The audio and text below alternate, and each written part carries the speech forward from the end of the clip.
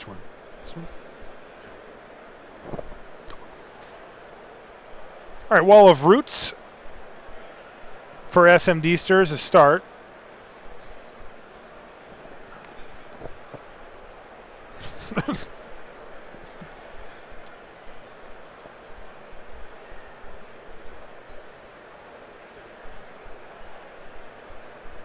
All right, nothing much going on here on SMD Stir's side, but DZY has a Call of the Herd, a very tame card. Passes a turn back.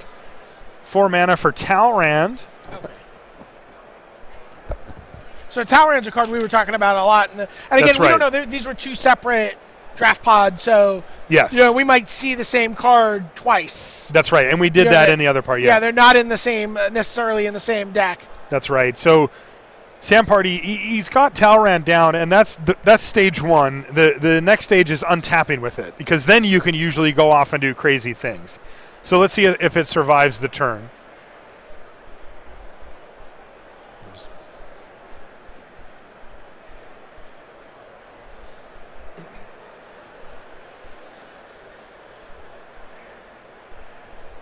Dismember is going to dispatch Talrand. Yeah, get that. Like we said, you just can't let it sit there, and then he's going to follow up with a Civic Wayfinder. Another pretty tame card. Wall of Roots, Civic Wayfinder, Call of the Herd. You know, we're not going for big stuff here. We're kind of incremental.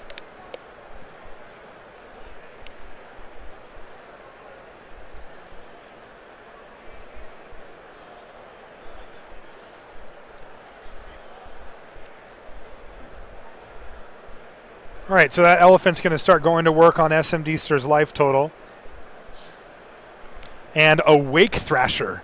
Wake Thrasher is interesting because when it was printed, there was still mana burn, and now that there's not, you can just freely tap out all of your lands at the end step every time to get maximum pump on that Wake Thrasher. So it could become a potentially huge threat later, but for right now, 5 damage coming at you, Sam.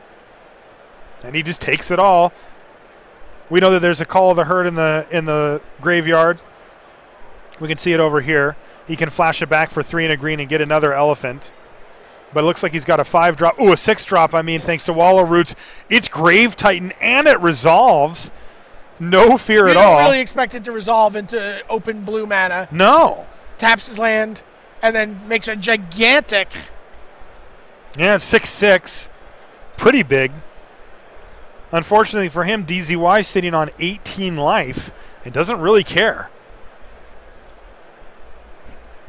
DZY is threatening lethal already thanks to the 10 power and toughness from the Gravy Train, Grave Titan, but it's going to get tapped down by an opposition for SMD Stir.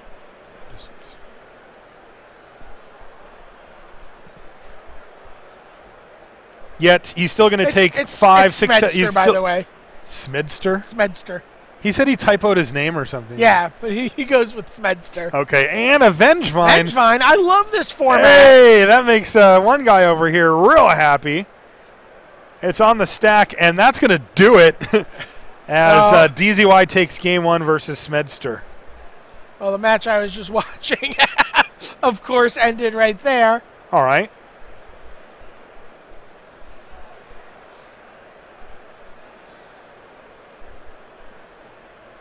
But, you know, there's plenty of magic going on here.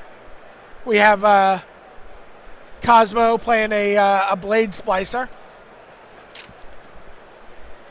Cosmo, of course, is Christopher Hartman, and he's playing against Dmitry Budikov.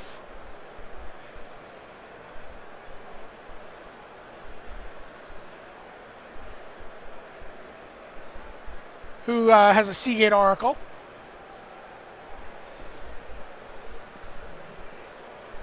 Which, you know, it's not going to get in the way of that Golem token. By the way, we were talking about Fairy Conclave earlier. Dmitry Budikov playing the Fairy Conclave. Okay. I'm watching a rematch from the Sealed. Oh, yeah? Which is Pyromaniac versus Reed. Oh, nice. Yeah, so Oscar versus Reed. Oscar 2-0'd Reed in the Sealed. By the way, we got blue-black opposition over here. Oh, look at this. Dmitry Budikov. So we just usually opposition's paired with green. Paired with green, sometimes paired with white because of the token makers. Yeah. And he could be Esper. He could, he could have some tokens.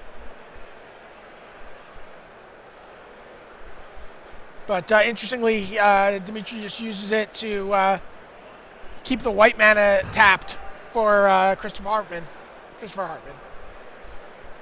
Oh, look at this! I'm gonna make more creatures. I don't have more creatures. I'm gonna make some. I'm gonna Sower of Temptation your token. Oh, nice. Now now things are getting ugly. Now I get to tap 3 of your lands during your upkeep. You see, you're gonna have a swamp to work with. Yeah, you can see the yeah, exactly.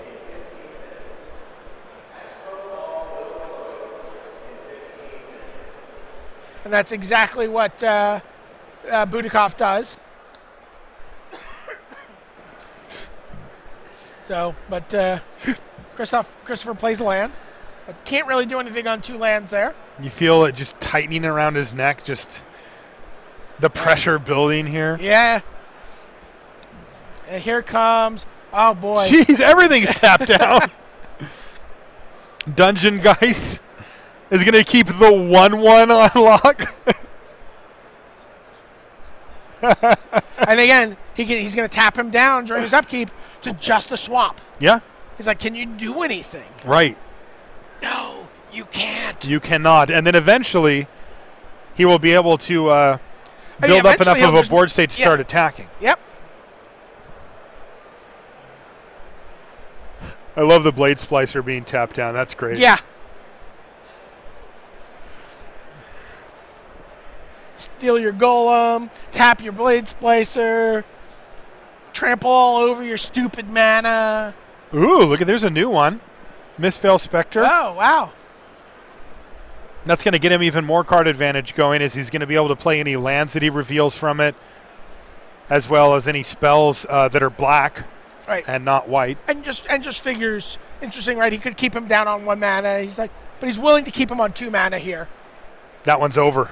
It's over. Yeah, he said, I've had enough of this. That's it. He's like, I don't want to play now, anymore. on my side, we've got a really sweet one going here. Reed Duke managed to miscalculation a Bloodline Keeper, but then got him to Turok, and now Skeletal Scrying has drawn Oscar up to a Braids Cabal minion, which he has in play to go with his Phyrexian Rager. This is the grindiest. And Reed is slowly going backwards on land. This is a huge issue for Reed, as this is exactly the kind of thing he doesn't want to see. Right. Right, and Braids is a nightmare card for him because we know his sweepers are not cheap. You can sometimes top deck that Terminus, but that's not really a plan.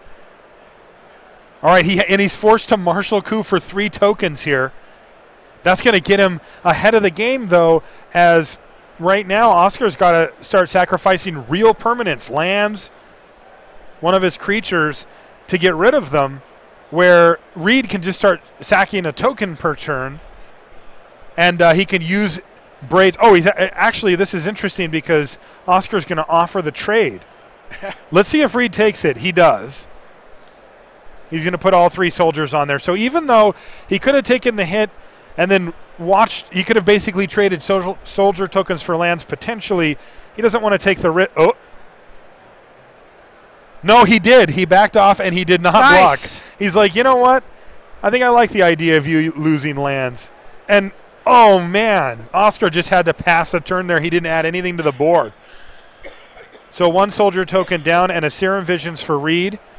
He needs to find an answer for Braids, and he needs to do it quickly because he's going to start losing creatures, although I have to say he's going to be in a pretty good position when Braids finally goes away. He might be pretty happy to just take 2 and sacrifice a token. Well, that's what he just did. Yeah. He was going to block, and he's like, I won't block. You're like, you're not in a really good spot here. The thing is, he can just sack Braids anytime he wants, right? Like if he feels like that situation isn't good for him, he can just sack it.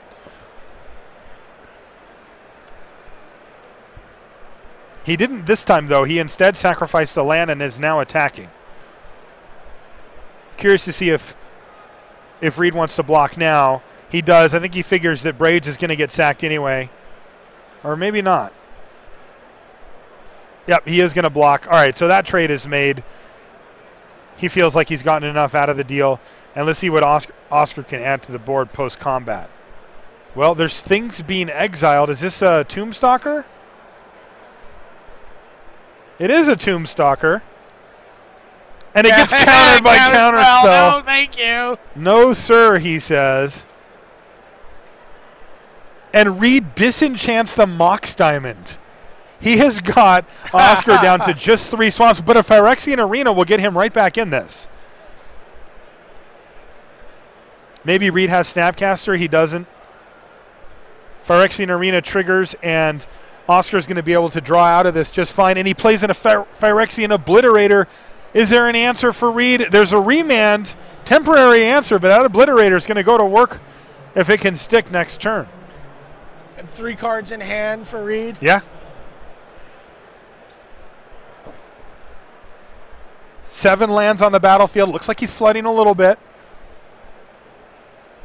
Draw 2 cards and instantly replay the Obliterator. It resolves and follow-up land drop. Remember the Shining Shoal we saw earlier?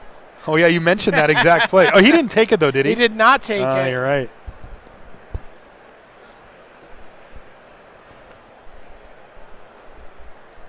He does, in fact, have a Snapcaster Mage. I'm assuming he's going to use it to... well, I don't know what else he has here, actually. Let me take a look at his graveyard.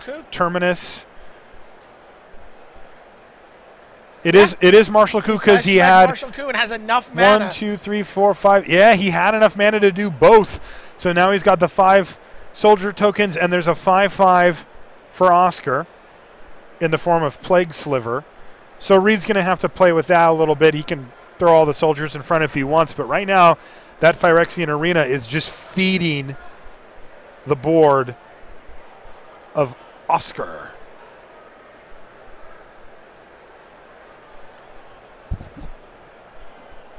All right, Augur of Bolas. Let's see if he hits anything off this. He had quite a few instants and sorceries in his deck, so it's certainly not unheard of for him to hit something here. Looks like he didn't, though. So it's a sad Augur of Bolas. It's also summoning sick. But there's a Path to Exile from Reed, and that's going to take out the Plague Sliver and clear the way for an attack for 5 damage here.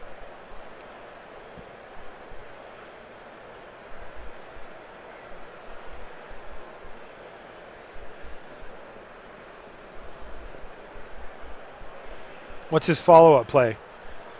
A Consecrated Sphinx, an absolutely fantastic card. Now, this is during the upkeep, so if this thing gets killed, that's going to be great for Oscar. Otherwise, it's going to mean 4 cards per turn thanks to Phyrexian Obliterator. But it is not to be. Go for the throat, takes it out with the ability from Phyrexian Arena on the stack.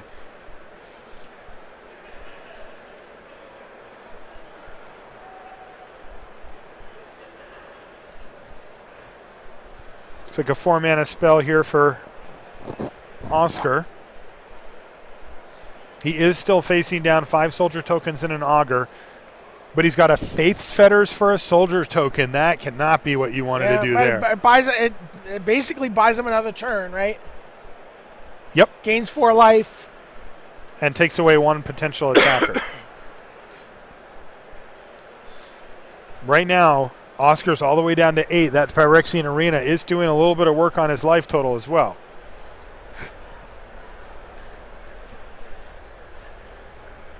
He plays a Lake of the Dead. Woo. Woo. For those of you Speaking of cards older than Oscar. Yeah. And he plays a Demonic Tutor right after it.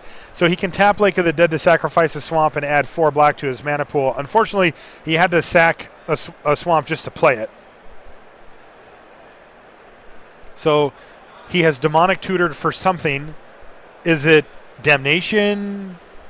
Is it maybe Black Sun Zenith? He's made 4 mana and he plays a Skin Render.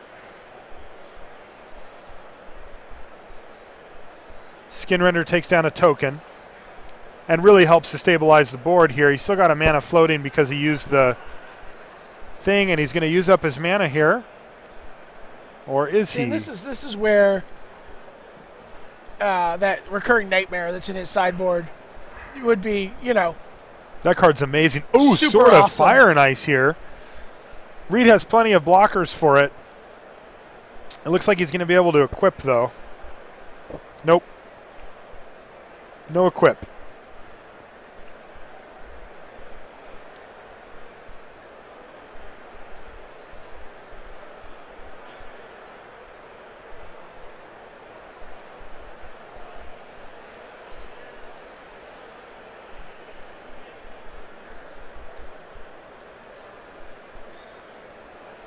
All right, Reed Duke. Thinking. Deep in the tank here, as we say.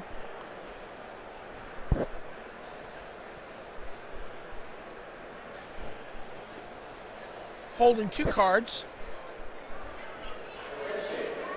One of them freshly drawn.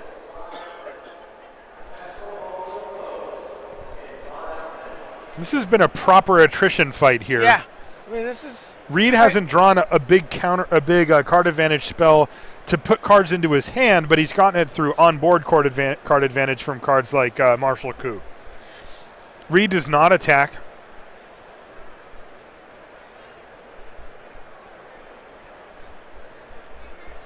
And now we're going to equip. He didn't do it last turn. He is representing some spell. And he's going to attack. Yeah. Get in there. Reed is going to throw a soldier in front of it.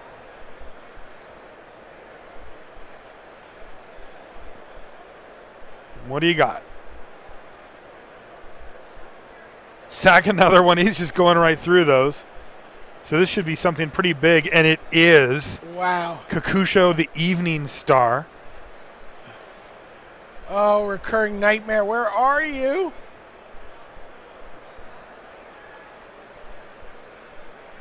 And it looks like Kakusho is going to get countered. Well, kind of. Venser Shaper Savant is going to come down and return Kakusho to Oscar's hand, but that's going to be huge because it means 2-3. It's going to mean 5 damage. It's going to put Oscar at a virtual 1. Oh, wow. If Reed wants to. We know he's going to attack with some amount of creatures here, but he's got to be careful, too, that he doesn't just die. If he takes 3 more. And here's Tidings for Reed Duke. We were just saying that he hadn't hit that big card advantage spell. That's one of the biggest ones they've ever printed. 5 cards in hand. Yep.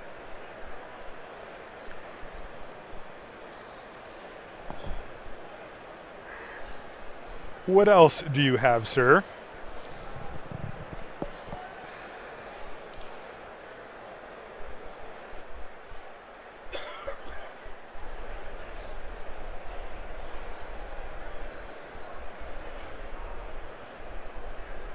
Reed's thinking through this attack step. This is an important one. Remember, that's a Sword of Fire and Ice. That represents another 2 damage, so he just decides to swing with 2 creatures, though it looks like Venser's going to eat a Doomblade in this case. Therefore, Oscar's only going to be taking 1 on this turn. He is going to lose another life to the Phyrexian Arena. And Reed does have a follow-up play as well. Ooh, it's a Pristine Talisman to help buffer his life total and ramp out a few more things. But he still needs to find an answer for that skin render.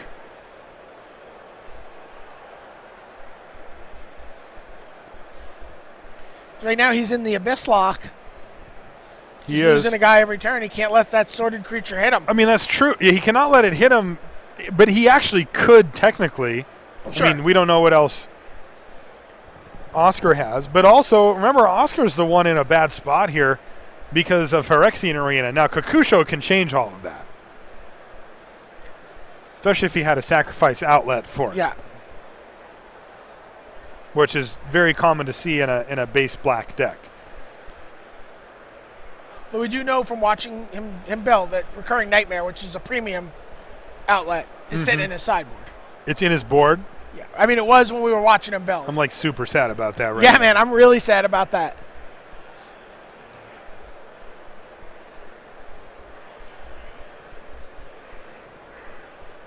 Reed Duke passes a turn. That's going to drop Oscar down to 4.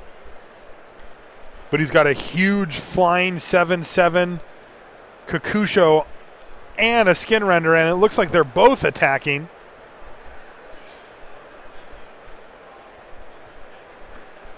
The Augur of Bolas is going to jump in front of the Skin Render, but that's going to let a Sword of Fire and Ice trigger go on the stack. It's going to drop Reed down to 4 and kill his other guy, and is going to draw another card for Oscar. So let's see if Oscar commits anything else to the board here. He decides not to. Reed uses his pristine talisman to go up to 5 life. And that's it. Oscar takes down the game. Wow.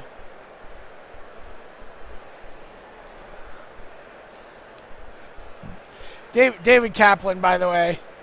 We were talking about what does his deck do?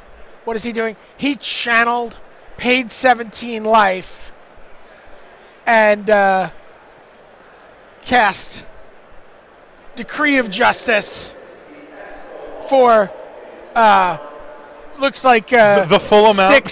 six flying angels here against Skullclamp and Thunderstormscape Battle Mage. I imagine we're going to be seeing that this match is over very quickly. Yeah, I'll find something else for us to watch here, just in case. I just watched a great match between blue-red opposition deck this time. Wow. I don't think I've seen Playing that. against ramp, just blue-red opposition, just holding down Sundering Titan, holding down Grave Titan, and this match is over. You predicted such things. Yeah, I mean, he was looking at. I can't really do the math, but I think it was 8,412 damage. I thought you said you couldn't do the math. All right, Lord Nazgul on the left. Ari, he's playing against George on the bottom. By the way, it's worth noting Dave Kaplan plays on Team Mana Deprived with Alexander Hayne. They love angels. Hat tip to Car Young Tom for the yeah, KYT. Old KYT. Yeah. All right, so it looks like George is in a pretty nice position here as he's got an Orin Viper going, and there's also a Thornscape Battle Mage now. It's just a 2/2 on the battlefield and a Duraga Tree Speaker, so he has his mana. But here's a Cunning Spark Mage. A little too late, though, to take out the Duraga Tree Speaker as it's already been leveled up. And when it hits levels 1 through 4, well, it's a 1/2.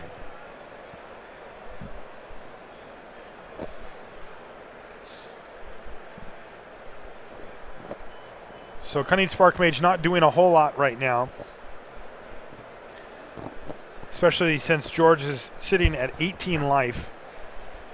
And I think he's going to be able to attack pretty freely here. Looks like he's deciding if he wants to activate his Raging Ravine as well. He decides not to. And he's just going to attack with Orin Viper and Thornscape Battle Mage. He did not attack with Duraga Tree Speaker, indicating that he'd like to use it this turn. All right, there's an Incinerate for the Orin Viper.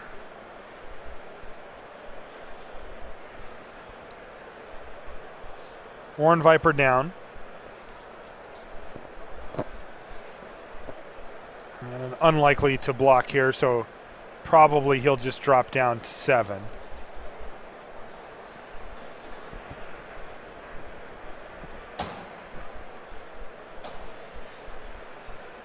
Thinking about it, though.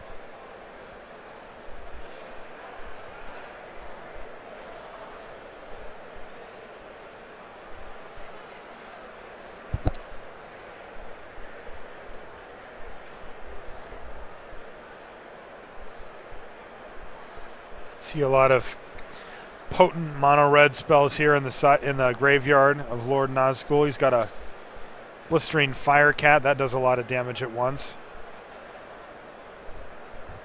All right, it did end up just being 2 and a complete pass of the turn. It's going to be pinged from Cunning Spark Mage, as we see.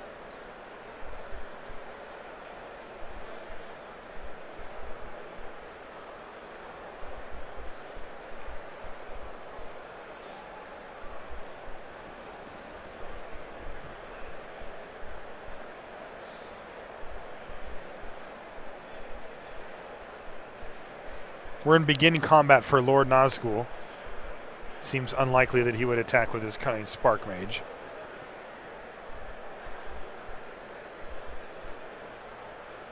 And we have an end step play here. Is this a Court of Calling?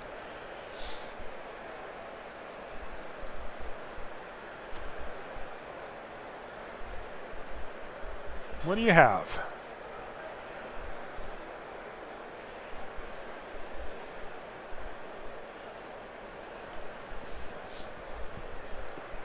Still thinking. He's tapped all of his mana.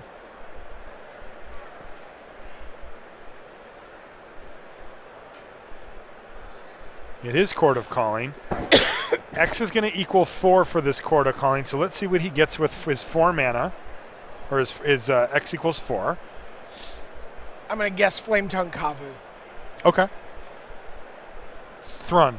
What? Thrun. Woo! Woo! Just peel High that five one right up. We were just talking about you, Thrun. We're going to see him in action here. It's kind of like a hasty Thrun as it's already untapped. I think we're likely to see Raging Ravine activated here and attack with everybody. Of course, I'm not sure what George has in his hand, so I don't want to guess too far ahead, but at least from what we can see on board, that seems like a pretty reasonable play. Yeah, there it is. Raging Ravine. It's going to be a 4-4, and that's going to be it for this match. Okay, well, I've gone back over to the Reed Duke match where we see a Morph and a Snapcaster Mage. Is that a Coalition Relic? Coalition Relic and Lake of the Dead have just powered out Phyrexian Obliterator and Blood Gift Demon on the same turn. What? You see those swirls? Those are the twin bullet holes through Reed Duke's hopes and dreams. That was the same turn? Yeah. Man, Lake of the Dead. Yeah, Lake of the Dead. That's incredible. And Blood Gift Demon to get the flow of cards back moving in his direction as well. Now, we assume that Reed's Morph here is Vesuvian Shapeshifter, yeah. Yeah. But right? remember, I Did think we see a Willbender also? He did pick up the Willbender, He does have a too. Willbender as well, yeah. And we've seen some things that could be Willbent. Man, attack for 10, that is insane. What happens if two Phyrexian Obliterators collide? The game stops. That's magic ends. Just Jokel hops, right? It's to each other. So yeah. It's so unlikely. that's not a shapeshifter because I almost feel like at this point he'd take that. They both sack their board.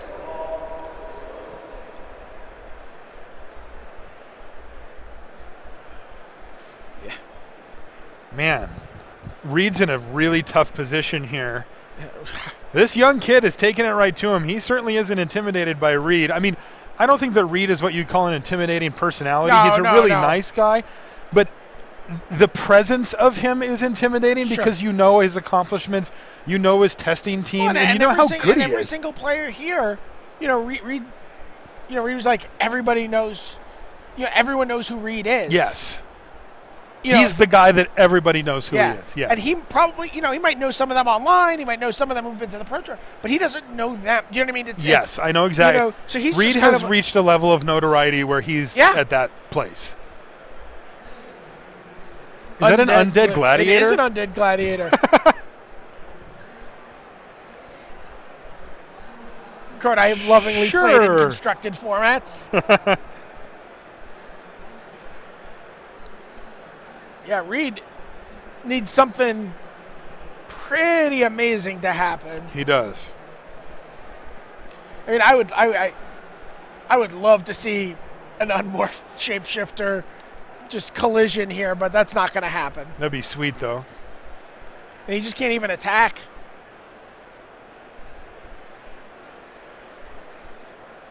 And he has a steady stream of card advantage, so even if Reed Duke is able to find a board sweeper here... he's getting his butt kicked here. Yeah, he's just getting his butt kicked. He really is. The good news is he sacked a few of his swamps there to that Lake of the Dead to get this board state up, so he does have mana, but...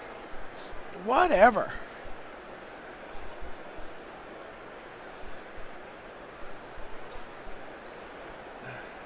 And even more beef is going to hit the table here. He's just playing black fatties. He is.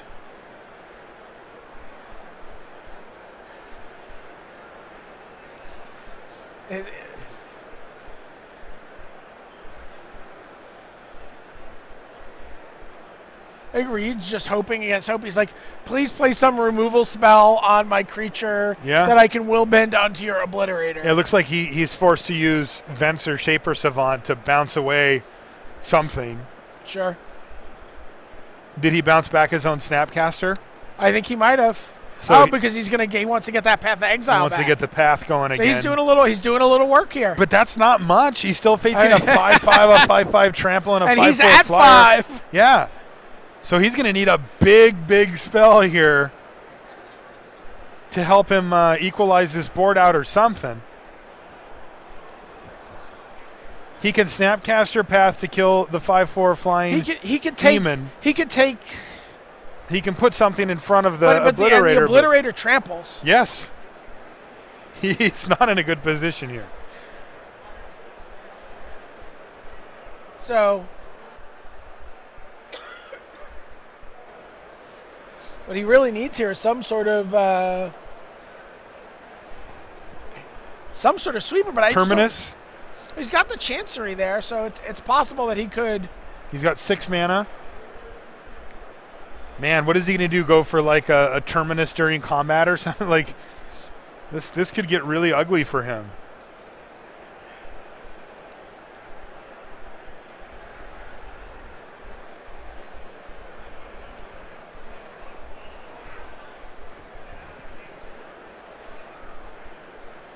He's just going to attack.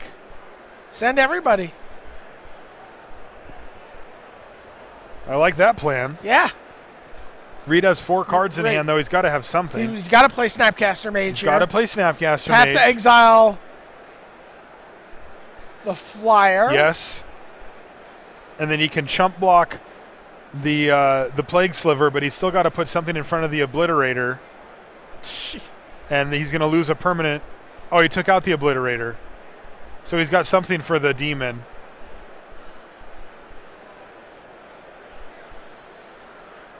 Well, he's at 6 now, so he can take 1. Oh, he tapped the yeah, he tapped the Pristine Talisman. Yeah. Sorry, yep, forgot about that. So really, he's just trying to buy himself a turn to get to his, maybe get enough mana to, maybe try to get 7 mana for the Martial Coup. Yeah. Or draw the Terminus. Terminus would be a heck of a rip. It would, but I mean how many cards does Oscar have in hand? He has 6 cards. Yeah, he's in his been drawing hand. 2 a turn. And he's playing some other fatty. Another, and it's one that you cannot. He is on, Reed is on Terminus here. He needs to be Terminus. Yep. And still needs some help after that. Yeah. Yeah, Oscar is just putting the beatdowns on here. And he can't even Willbender the Kokusho because that's each opponent. Oh, jeez. As you can see. Okay, Reed Duke, do you have a Terminus?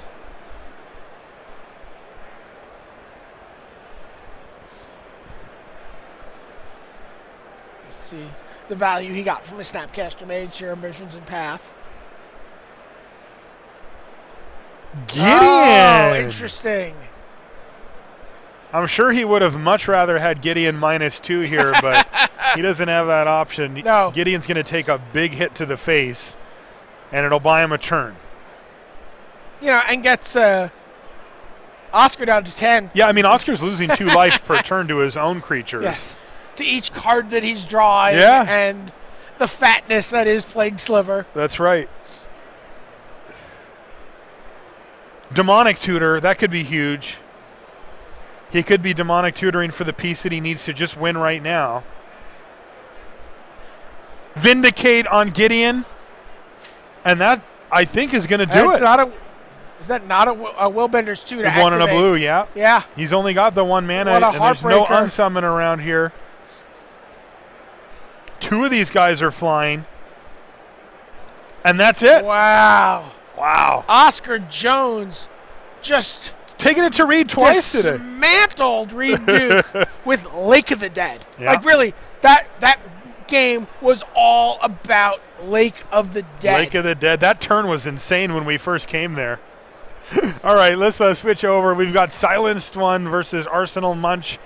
And there's some trickery happening here. It's not quite as straightforward as the one that we were just watching. There's an Old Man of the Sea and a Trinket Mage, Dissipate, and Willbender are in the graveyards. And there's a Noble Hierarch for Silenced One. That's Daniel Botoff.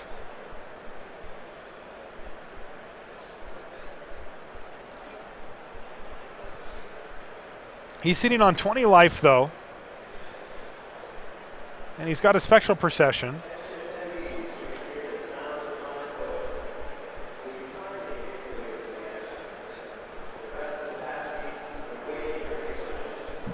And it resolves, so there's 3 Spirit tokens joined by a Noble Hierarch. He's got a Chromax and an Aether Vial sitting on 2 counters.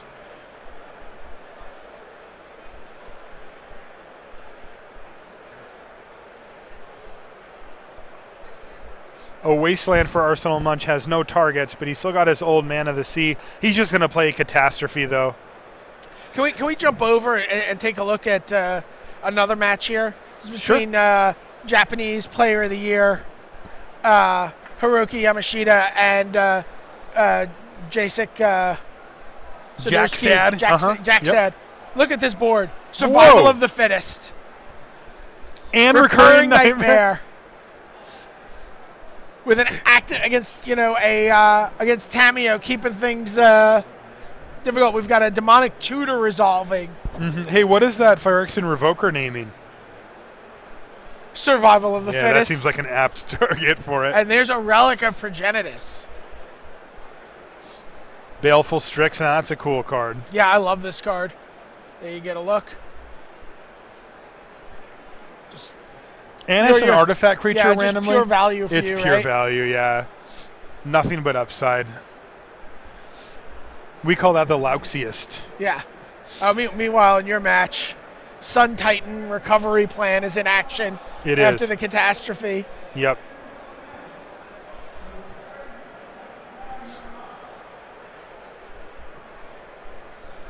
Let's take a look at that. So it's like, I've played my Wrath to clear the board. Mm-hmm. It's okay. I've got a Sun Titan and a Noble Hierarch now. That's right. Oh, but Balance is going to re-up everything. Although it is going to cause Arsenal Munch to discard 3. Because his opponent only has 1 card in hand. And he has to pitch a land to the deal, too, because of the Chromox acting as a mana source. Right. So while Balance is doing some pretty serious work here, it's not all fun and games. You just have to get rid of that Sun Titan. Right. So he discards a bunch of junk, hindering some playing, so he didn't care anyway. Leaving him with 1 card in hand. And we're kind of back to ground zero here again. Let's see who can jump back in to get things moving again. Aether Vial triggers on the stack. He's going to bump it up to 4. So Daniel Botoff, he's got that Aether Vial all the way up to 4 now. And it looks like it's a useful thing as his opponent has Hinder and Dissipate in his graveyard. So, we've seen that he wants to play counter spells here. There's also a Karakas on board, which can be really annoying if you're trying to pump out some huge Stick threat. A legend. Hey, speaking of a legend, Edric, Spymaster of Trest, has entered the battlefield for Daniel, but it's not going to stick for very long. He's going to pick it up? Yep. I know it's a legend because he's a commander in That's right. ADH. In Commander. $2 in the jar now. At least I haven't said Moto. $3. Aether Vials on 6.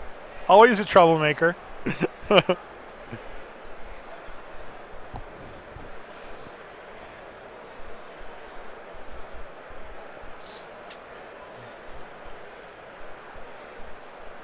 Tinker. He's going to tinker away Chromox. What is he going to get? Ooh. If it resolves. It's not going to resolve. It's not going to resolve, is it? What is this? Cryptic? No, just hard cast Force of Will. The alternate casting cost. Yep, he just paid 5 mana. It just paid. That's the alternate? Yeah. Yeah, just hard cast Force of Will. But That does allow Edric to come down, though not to really any special effect as Caracas untaps like every other land. A special effect being sticking. Yeah. So it looks like Arsenal Munch is like, yeah, By sure. the way, Ethervile on 7. It's on 7. Does he know he doesn't have to put a counter on it? I don't know. Because I mean, if what could he be holding? I could see going to 6 and playing a Titan. But I mean, there might be a specific card that he wants to get to. There's a few that it could be. I think there's only 1 or 2 8s in the queue.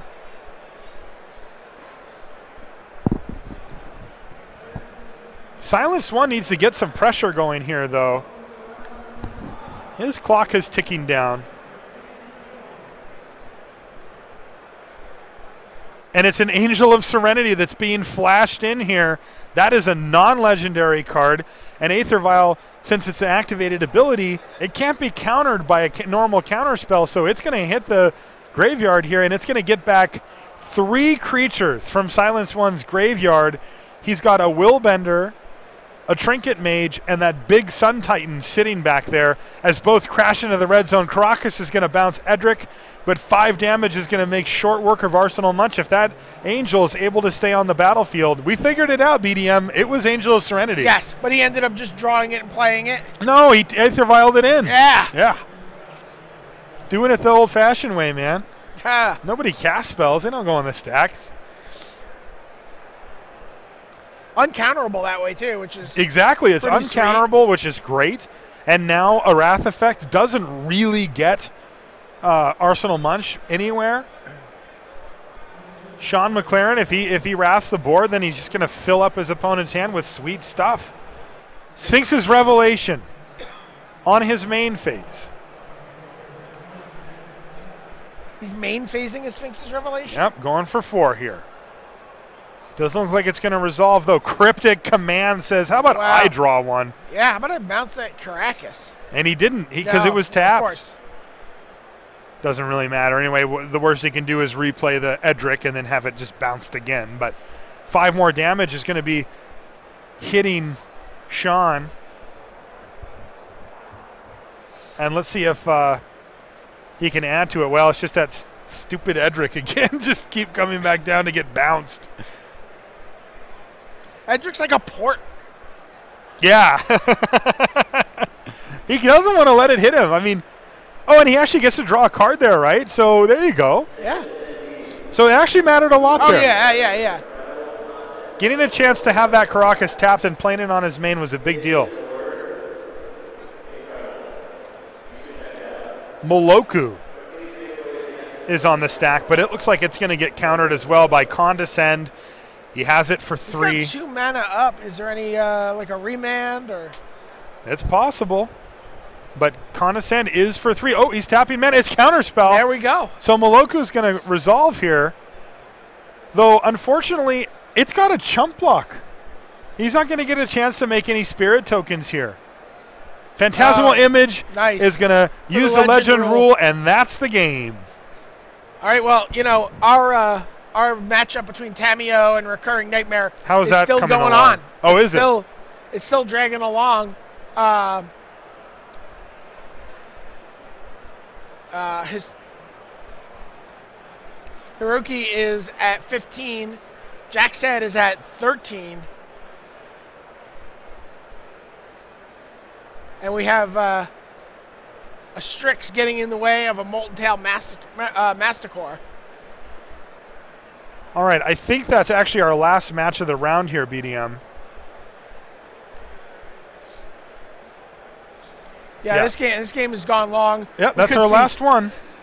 Just take a look at some of the things. I mean, Tamiyo, the Moon Sage, is threatening to go nuclear here. It is indeed.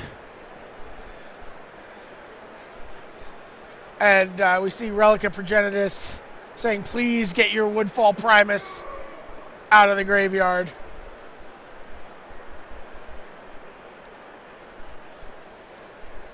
Which it was discarded to Molten Tail Masticore. Mm-hmm.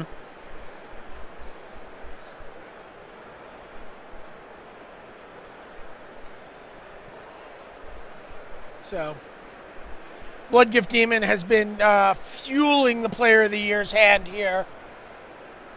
Yeah, we've seen Bloodgift Demon do a lot of work here in Cube. Yep.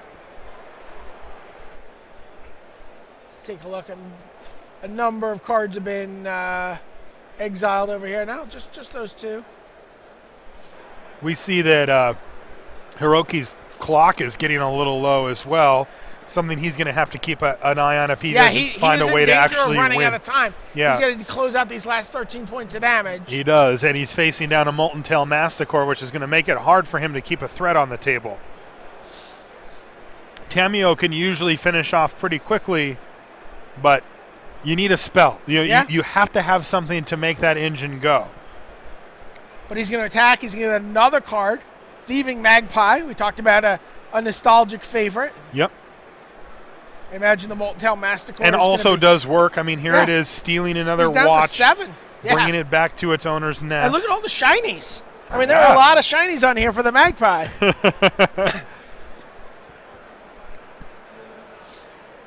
I don't know if he's used the Tamiyo this turn already or not. And you see Relic of Progenitus making a recurring nightmare. Less of a good card. Oh, but, also speaking of things that closing out the game, we also have a Fairy Conclave, sort of extra 2 points of damage, sort of hiding over here in the corner.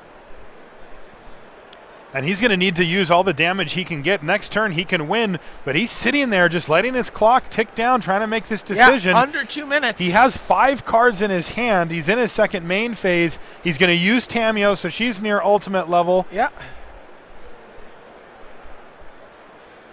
What did he do? He tapped the Golgari Rot Farm. Okay, and he's going to play. And there's your friend.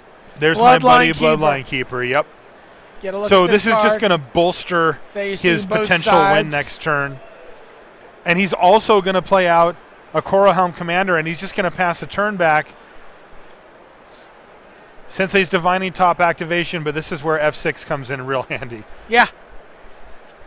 Don't let him slow you down here. No, he's got enough time, no problem, but it's just something he needs to be aware of. He's set up to win next turn. Yes, he is. Very nicely, in fact. He can dump a bunch of mana into that Korohelm Commander and make another flying threat. And if he needs to, he can tap a blocker. Yes. With Tamiyo the Moon Sage. Yeah, he's in a very commanding position here. Fairy Conclave and a Mishra's Factory. Yes. To add to his sort of attack force. Yep. Yeah, because that Molten Tail Masticore is going to untap. Yeah, he said that's fine. I don't care. Yep. But there's no fuel for the Masticore in the graveyard in terms of exiling a creature card to deal 4 damage. Right. He's got to discard a creature card basically here. Yes. And then he can do it. He has to do it now, though. But again, that'll take all his mana. So he does discard a Looter Ilkor. Yeah. Now, he still has priority, so he's going to be able to activate this ability if he wants. But is that enough? He can use that to take out the Bloodgift Demon, but the problem is if the Korohelm Commander if he just dumps 4 colorless mana into it, he can turn it into a 4/4 with flying, and 4+3 from the Bloodline Keeper would be lethal. Yeah, it doesn't require blue to level up the commander. No, it's colorless for some reason. Yeah. He's blue, but to cast. That's all the blue you'd ever need. They figure you're good for it. Yeah. You cast him. You're probably just playing blue. Probably got enough blue anyway. And you're right, though. Tamiyo being able to reach out and tap down a potential blocker too. This is a really, really good position here for Hiroki. Right, and he's at 14 too, so he's in no danger of dying. He's not. He doesn't have to block anything here. No, I mean, he could take 8, but whatever. All right, so there's a 5th available mana. There's still Sensei's Divining Top. That Survival of the Fittest is not able to be used thanks to Phyrexian Revoker. Yeah, this is keeping Survival of the Fittest just on the bench. He's like, yep, and there's the top. It's going to be spun, as they say. He's going to use it to draw the top card of his library and replace it with top. What is it? Damnation? So, Molten Tail Masticore is not an issue here now. 5 mana. What is this? Black Sun Zenith? Black Sun Zenith would be Yep, there's still some mana in my mana pool. completely amazing. So he's got a blue, a black, 2 more black, and a green. Show and tell. What? He's got 1 card left in his Wait, hand. what? I hope it's a doozy. What? It's back on Hiroki. He's going to start off by using his relic. And then they're going to put something into play. Let's see what it is. Grizzlebrand? Okay. That wouldn't do it. All right, Jasek, did you bring your homework assignment? Yeah. What is it?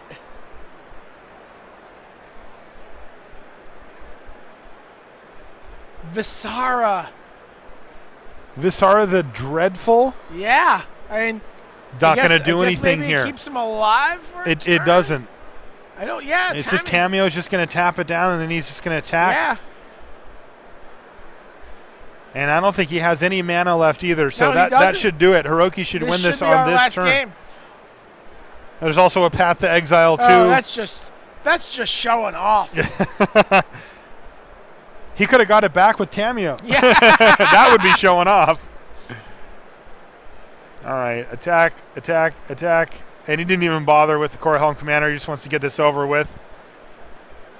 Yep. There it is. Wow. So Survival of the Fittest, Sensei's Divining Top, Recurring Nightmare, not enough to beat Haruki Yamashita.